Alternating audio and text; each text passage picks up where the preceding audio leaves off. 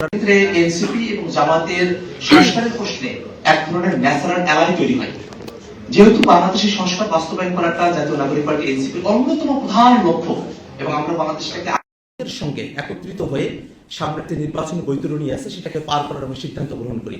এবং প্রসঙ্গত উল্লেখ্য যে বাংলাদেশে ফেসিবাদের বিচারের যে কার্যক্রম পরিচালনা হচ্ছে সেটাকেও নানাভাবে বাধাগ্রস্ত করার এক ধরনের প্রবণতা রয়েছে এবং বাংলাদেশকে একটা দুর্নীতিমুক্ত বাংলাদেশ, একটা জবাবদিহিতার জায়গায় বাংলাদেশকে উন্নীত করা, একটা গণতান্ত্রিক বাংলাদেশে আমরা স্বপ্ন দেখি, একটা সিস্টেমেটিক ওয়েতে বাংলাদেশকে পরিচালনা করা, একটা পলিসি নির্ভর রাজনীতির দিকে অগ্রসর হওয়া, এই প্রত্যেকটা বিষয়ে বাংলাদেশকে যদি আমরা সামনের দিকে অগ্রসর করতে চাই, আমরা জাতীয় নাগরিক পার্টি এনসিপির সাথে করে আর অনেকগুলো রাজনৈতিক শক্তিকে সাথে নিয়ে আমাদের অগ্রসর হওয়া প্রয়োজন। এমন একটা প্রেক্ষাপটে বিচার, সংস্কার বাস্তবায়ন করা, আধিপত্যবাদ মুক্ত, দুর্নীতিমুক্ত নতুন এক বাংলাদেশের প্রয়োজনে আমরা জাতীয় নাগরিক পার্টি এনসিপি, জামাতে ইসলামের নেতৃত্বাধীন তৎকালে 8 দলীয় যে রাজনৈতিক জোট তাদের সঙ্গে সমঝোতার মধ্য দিয়ে একত্রে সামনে যে নির্বাচনী বৈতরণী আছে সেটা আমরা পার হতে চাই। আজকে যুক্তরাষ্ট্রের প্রতিনিধি দলের সঙ্গে জাতীয় নাগরিক পার্টি এনসিপির যে প্রতিনিধি দল সাক্ষাৎ করেছিলেন, তারা আমাদের দলের তরফ থেকে এই যে প্রেক্ষাপট সেটা যুক্তরাষ্ট্রের প্রতিনিধিদের কাছে উপস্থাপন করেছেন এবং এনসিপি, জামাতে ইসলামী যে একত্রে একটা জোটের মধ্য দিয়ে 11 দল নির্বাচনী বৈতরণী পার হতে চায়, যে প্রেক্ষাপটের মধ্য দিয়ে এটা গঠিত হয়েছে, তার সমস্ত কিছু যুক্তরাষ্ট্রের প্রতিনিধিদের কাছে ব্যাখ্যা করা হলে তারা এই যে বাংলাদেশের গণতন্ত্রের স্বার্থে জনগণের যে কোনো সিদ্ধান্তকে তার ইতিবাচক কাছে বর্তমানে যে নির্বাচনের যে পরিস্থিতি আমরা দেখেছি, নির্বাচন আগে থেকেই বাংলাদেশ আইন শৃঙ্খলা পরিস্থিতি একেবারেই তলানিতে আছে এবং পরবর্তীতে হাদি ভাইকে হত্যা করা হলো। আমরা দেখছি যে গতকালও আসলে একজনকে খুন করা হয়েছে। এই যে খুনের ছড়াছড়ি, এই যে আওয়ামী দোসর এবং আওয়ামী লীগের যারা এবং ছাত্রলীগের যারা গুন্ডারা তাদের কাছে এখনো অবৈধ অস্ত্রগুলো রয়েছে, সেটাকে যে উদ্ধার করা সম্ভব হলো না, এই যে হাদি ভাইয়ের খুনিদেরকে এখনো গ্রেফতার করা সম্ভব হলো না, এই পুরো পরিস্থিতিটা একটা লেভেল প্লেইং ফিল্ড, একটা আইন শৃঙ্খলার যে পরিস্থিতি সেটাকে আসলে সঠিক রাখতে পারবে কিনা সেই ব্যাপারগুলোতে আমরা আমাদের কনসার্ন তাদের কাছে আমরা উপস্থাপন করেছি। পাশাপাশি দীর্ঘ সময় ধরে যুক্তরাষ্ট্রের সাথে বাংলাদেশের একটা বন্ধুত্ব ভাবপূর্ণ সম্পর্ক রয়েছে। আমরা বাংলাদেশের স্বার্থে, আমরা গণতন্ত্রের স্বার্থে এবং পারস্পরিক যে বন্ধুত্বপূর্ণ সম্পর্কের স্বার্থে জাতীয় নাগরিক পার্টি এনসিপি এবং বাংলাদেশের সাথে যুক্তরাষ্ট্রের যে ধারাবাহিক সম্পর্ক সেটাকে বহাল রাখা এবং সেটাকে আরো একটা গাঢ়তর জায়গায় নিয়ে গিয়ে বাংলাদেশের সাথে যুক্তরাষ্ট্রের দ্বিপাক্ষিক যে বিষয়গুলো আছে সেইগুলোতে বাংলাদেশের স্বার্থকে রক্ষা করে আমরা যেন আমাদের বিদেশ নীতি সাজাতে পারি সেই বিষয়গুলো নিয়ে আমরা তাদের সঙ্গে খোলামেলা ভাবে আমরা কথাবার্তা বলেছি।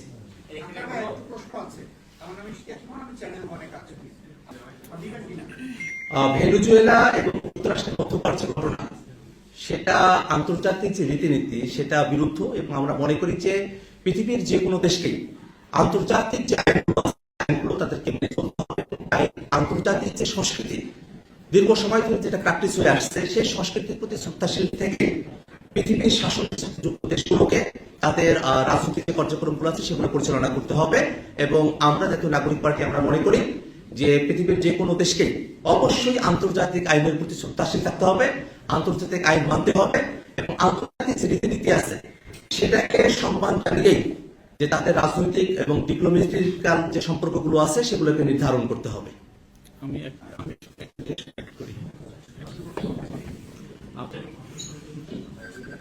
জাতীয় নাগরিক পার্টি এনসিপি এবং জামাতে ইসলামী সহ অন্য চরমনাই বা অন্য যে দলগুলোর মধ্যে আমরা একত্রে নির্বাচনী বৈতরণী পার করার সিদ্ধান্ত গ্রহণ করেছি। আমাদের মধ্যকার আসলে আসন বিন্যাসের বিষয়টা নিয়ে আমরা এখনো পর্যন্ত চূড়ান্ত কোনো সিদ্ধান্তে আমরা উপনীত হইনি। আমরা খুব অল্প সময়ের মধ্যেই একটা চূড়ান্ত সিদ্ধান্তে আমরা উপনীত হবো এবং সে সময়টাতে আপনারা জানতে পারবেন যে ঠিক কতটি আসনে শাপলাকলি মার্কায় আমাদের প্রার্থীরা তারা প্রতিদ্বন্দ্বিতা করছে, কতটি আসনে দাঁড়িপাল্লা বা অন্য যে মার্কাগুলো আছে সেই মার্কাগুলোতে তারা প্রতিদ্বন্দ্বিতা করছে এবং সরকার গঠনের যে বিষয়গুলো নিয়ে আপনারা বলছেন সেই বিষয়গুলোতে আমাদের মধ্যে আলোচনা চলমান রয়েছে।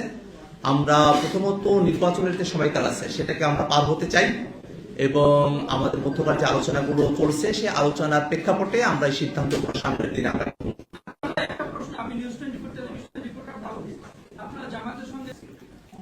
আমাদের আহ্বায়ক এই কথাটা বারংবার এটা বলেছেন যে আমরা যে সমঝোতার মধ্য দিয়ে এবং একত্রে নির্বাচন পার করার কথাটা বলছি এটা কোনোভাবেই কোনো আদর্শিক জোট না, এটা একটা নির্বাচনী সমঝোতা এবং এটা নির্বাচনের জন্য এটা এই সিদ্ধান্তটা গৃহীত হয়েছে।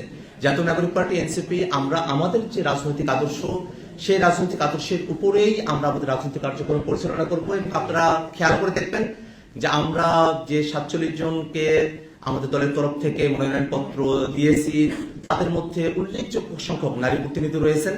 এবং আমরা মনে করি যে জাতীয় নাগরিক পার্টি এনসিপি এবং জামাতে ইসলামের মধ্যকার এই যে নির্বাচনী সমঝোতা বা জোটের যে প্রসঙ্গ সেটা আদর্শিক কোনো সিদ্ধান্ত নয়, এবং সেটা এই নির্বাচন এবং বাংলাদেশে বর্তমানে বিচারকে বাস্তবায়ন করা, আধিপত্যবাদ মুক্ত এবং দুর্নীতি মুক্ত গণতান্ত্রিক এক বাংলাদেশের প্রত্যাশায় গৃহীত একটা সিদ্ধান্ত।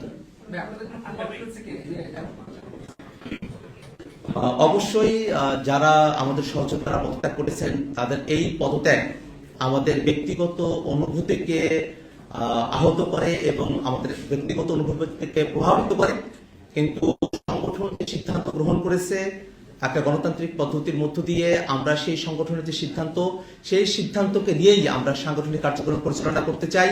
এবং যারা পদত্যাগ করেছেন তারা আমাদের কাছে তাদের পদত্যাগের পত্রটা জমা দিয়েছেন এবং আমরা এখনো পর্যন্ত অফিসিয়ালি সেটা গ্রহণও করি নাই। তাদের সঙ্গে আমাদের আলাপ আলোচনা চলছে এবং আমরা মনে করি যে আমরা একটা সুষ্ঠু সমাধানে আমরা পৌঁছাতে পারবো।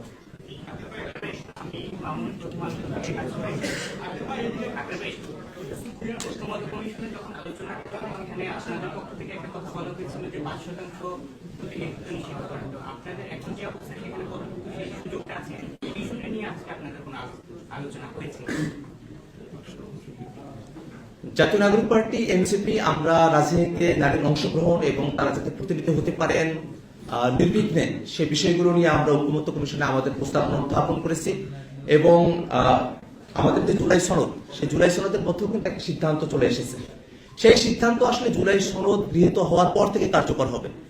এই বছর নারীর আসনের যে বিষয়টা সেটা এক ধরনের আন্ডারস্ট্যান্ডিং এর মধ্য দিয়ে, এক ধরনের বোঝাপড়ার মধ্য দিয়ে এবার এটা গৃহীত হওয়ার কথা রয়েছে ঐকমত্য কমিশন সিদ্ধান্ত অনুযায়ী।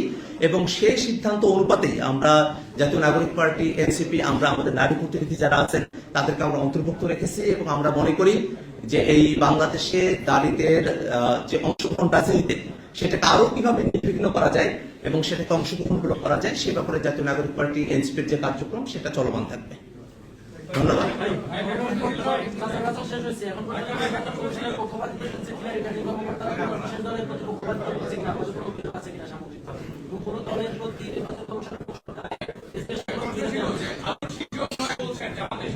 এটা শেষ করে আমরা নির্বাচন কমিশন এবং আমরা দেখেছি জেলা পর্যায়ে যে যাচাই বাছাইয়ের প্রক্রিয়া চলছে। সেই যাচাই বাছাইয়ের প্রক্রিয়ার সময়টাতে প্রশাসনের কিছু কিছু ক্ষেত্রে আমরা পক্ষপাতমূলক আমরা আচরণ দেখেছি। আমরা অনেক ক্ষেত্রে দেখেছি এমন দলের সাথে সম্পৃক্ত ব্যক্তি যারা হয়তো এমন অপরাধের সঙ্গে যুক্ত আছেন যেটা কোনোভাবেই মনোনয়ন বৈধ হওয়ার ক্ষেত্রে সেটা প্রাসঙ্গিক হতে পারে না, কিন্তু তারপরেও তাদের মনোনয়নকে বৈধ ঘোষণা করা হয়েছে।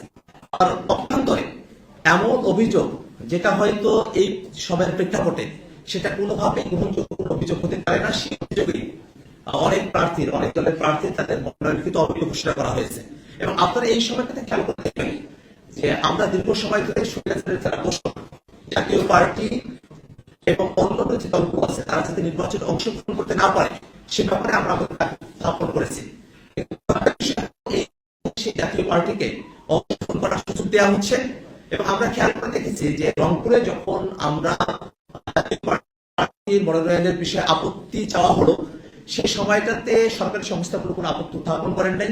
আর ব্যক্তিগতভাবে আমাদের তরফ থেকে, জনগণের তরফ থেকে জাতীয় পার্টিতে স্বৈরাচারের দোষর এবং ফ্যাসিবাদের নির্বাচনে অংশগ্রহণ করতে পারেন না সে আপত্তি আমরা উত্থাপন করেছি। সেই আপত্তির প্রেক্ষাপটে যারা রিটার্নিং কর্মকর্তারা যারা ছিলেন তারা আসলে আইনি ফাঁকফোকরের মধ্য দিয়ে জাতীয় পার্টিকে নির্বাচনে অংশগ্রহণ করার এক ধরনের সুযোগ তারা এখনো পর্যন্ত দিয়ে চলছেন। আমরা এখনো পর্যন্ত নির্বাচন কমিশন এবং সরকারের কাছে আমরা আহ্বান জানাই যে জাতীয় পার্টি স্বৈরাচারকে তৈরি করেছে,